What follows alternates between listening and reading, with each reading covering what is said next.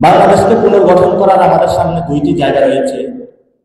একটি হলো ন্যাশন হিসাবে আমরা দক্ষিণ এশিয়া বা বিশ্বমঞ্চে কোথায় দাঁড়াবো, আরেকটি হলো আমরা স্টেট আকারে আমাদের স্টেটকে আমরা বিশ্বমঞ্চে নিয়ে যাব।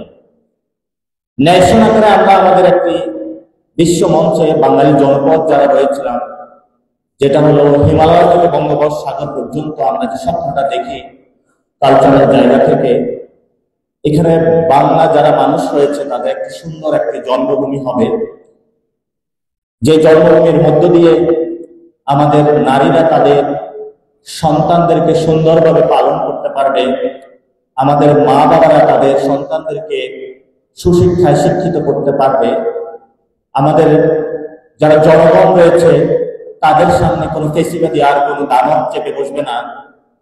আমরা এমন একটি বাংলাদেশ দেখতে চাই যে বাংলাদেশের মধ্যে বাংলাদেশের যতগুলো ইনস্টিটিউশন রয়েছে সেই ইনস্টিটিউশনগুলো শক্তিশালী আকারে কাজ করবে।